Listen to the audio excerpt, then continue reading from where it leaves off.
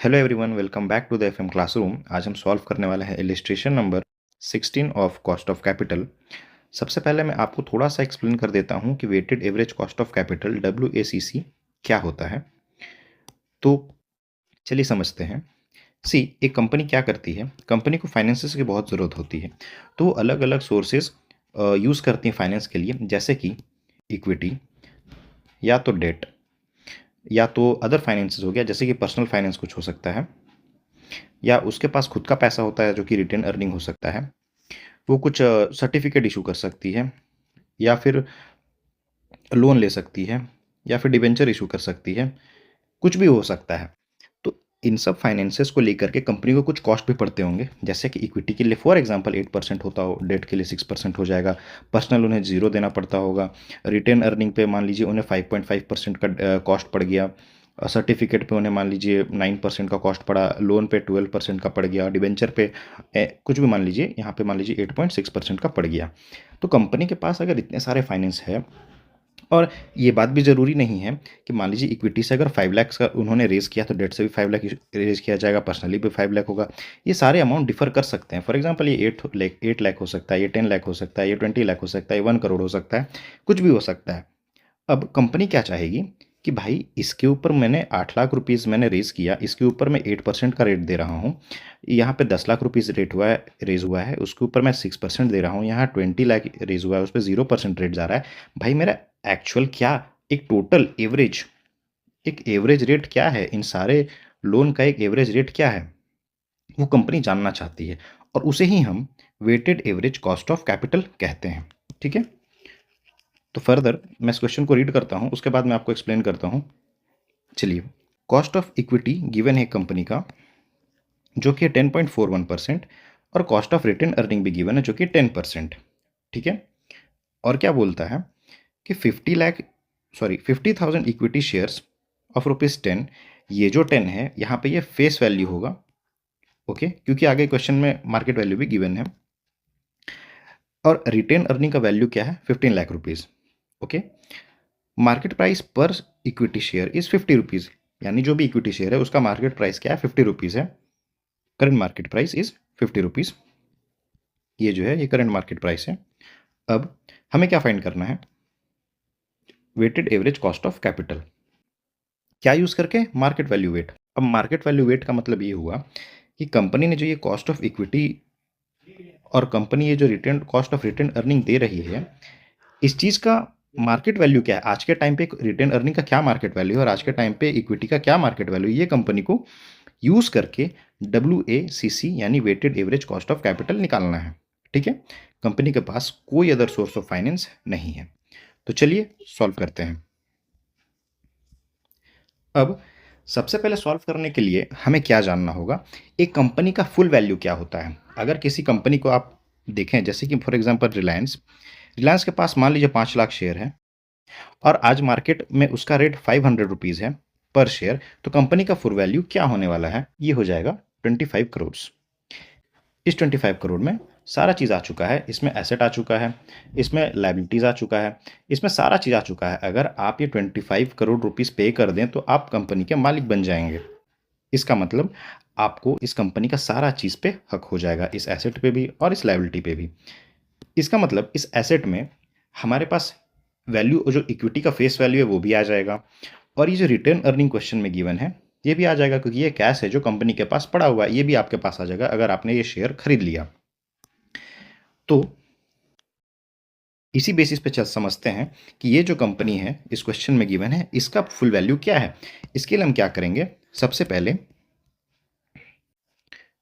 Value of company कर निकालते हैं, जो कि होगा 50,000 equity shares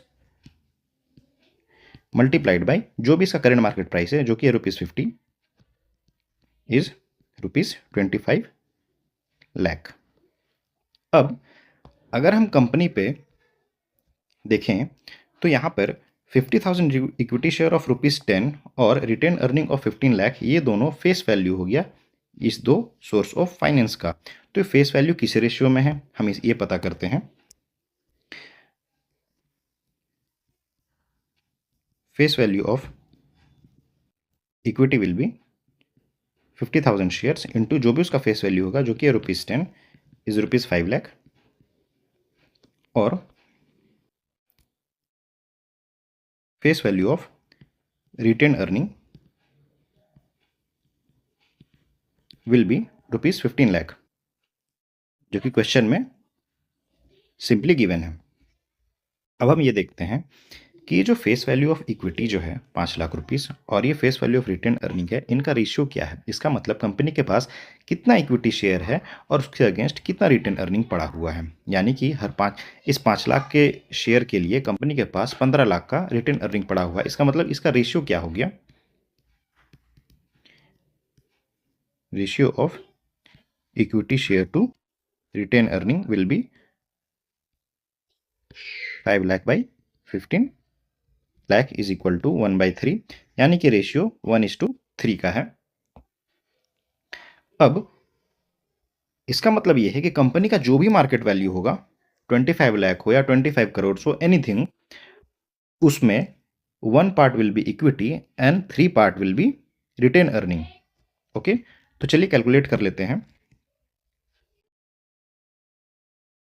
market value of equity क्या होगा, यानी कि ये टोटल पार्ट कितना है 4 में से 1 is equity and 3 is retain earning.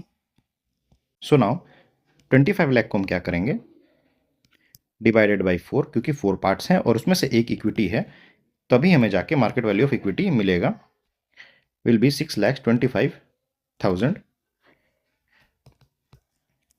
और जो भी रिमेनिंग होगा वो हमारा वैल्यू ऑफ रिटेन अर्निंग हो जाएगा। क्यों रिमेनिंग, क्योंकि यहाँ पे कोई अदर सोर्स ऑफ फाइनेंस और नहीं है। ठीक है, तो जो भी बच रहा है वो अलॉट हो जाएगा रिटेन अर्निंग को। तो market value of retain earning will be, या तो आप 25 लाख से 6,25,000 माइनस कर दीजिए या फिर इंटू 3 कर दीजिएगा, 18,75,000। तो ये रेशियो बनता है। अब देखिए आगे चलते हैं। अब हम क्या देख रहे हैं कि भाई ये इक्विटी शेयर का फेस वैल्यू यानी कि मार्केट वैल्यू क्या हो गया, 6,25,000 हो गया और रिटेन अर्निंग का मार्केट वैल्यू कितना हो गया, 18,75,000 रुपीज़। भाई ये तो इनका मार्केट वैल्यू हो गया, बट इस पे कंपनी को कॉस्ट कितना लग रहा है, 10.41% इक्विटी पे और रिटेन अर्निंग पे 10%, और इनका वेटेज क्या है 1:3। ओके, तो कंपनी को ये जानना है कि इस वेटेज में कंपनी को कितना एवरेज कॉस्ट ऑफ कैपिटल पड़ रहा है। इसका मतलब सोर्स ऑफ फाइनेंस क्या है कंपनी का। ओके, सबसे पहला है इक्विटी और दूसरा है रिटेन अर्निंग्स। वैल्यू क्या है, वैल्यू है 6,25,000 और रिटेन अर्निंग का वैल्यू है 18,75,000। इसका वेट क्या है, अब हम वेट कैसे निकालें। वेट तो इजी है, यहाँ पे आप टोटल कर लीजिएगा, मैं कर देता हूँ जो कि क्वेश्चन में ही गिवन है। फिर यहाँ पर जो वेट होगा, यहाँ पे आप 6,25,000 बाई 25 लैक्स कर दीजिएगा into 100 will be weight in percentage which is 25%। Remaining हमारा 75% विल बी रिटेन अर्निंग का वेट।